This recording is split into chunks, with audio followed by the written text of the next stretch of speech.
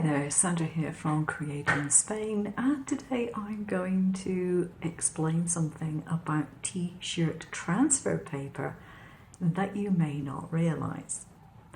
Now quite often if you're doing a t-shirt design, it's not going to take up the whole sheet, there's going to be bits of white around, and yeah, you can trim your paper to your design, either electronically or manually, depending on your preference. But then you're left with these little bits which are generally considered to be waste. Do not waste them. If you are printing a design, maybe that's going to be sort of like in the centre and you've got bits here and there, not needed. Print other things on it, and there's a very good reason why you might want to do this. I'm going to show you something. Here is a scrap of wood. I printed this on my t-shirt paper. This stuff is ancient. I've had this around for about 25 years, I think. Did some t-shirt printing when the kids were little. They're now grown up, well grown up, and wasn't really that keen on the plasticized feel of the t-shirt afterwards, so never got around to using it all. It's moved house with me 3 times. So yeah, I've had it a long time. And yes, you can actually iron it onto wood. This is just scrap from bits that I've cut out. I decided to test it, and yes, it works. Now I just cut this to a square, and my t-shirt paper is designed for white t-shirts or pale t-shirts, so it has a pretty transparent effect to it. It will be slightly glossy, but it's transparent. If you buy one and it's designed for dark t-shirts, then you will get a white background on it. Anywhere which isn't printed anywhere else will be white. The reason for that being is you can't print white, and if you're using it on a dark t-shirt, they have to give you the white. So this is what this one would look like. As you can see, it's got the natural wood colour underneath the white rough.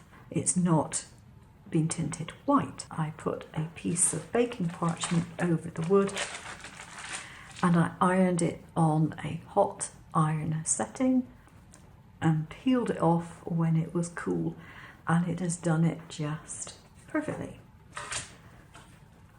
I tried it on a piece of foam core. As you can see where I've ironed it, it's squished, which you would expect, but again, it's transferred it very well.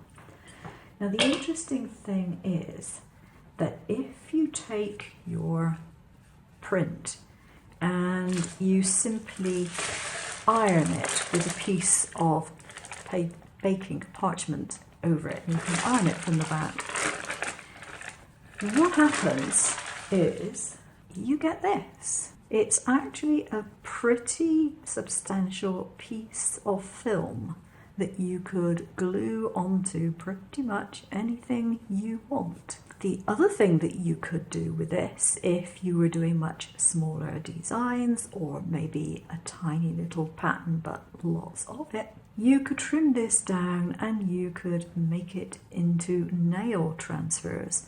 You'd simply put your varnish underneath, put your transfer piece on the top, and go over it again to seal it in, and you could have various designs on your nails. So all you nail artists out there will really enjoy that, I suspect.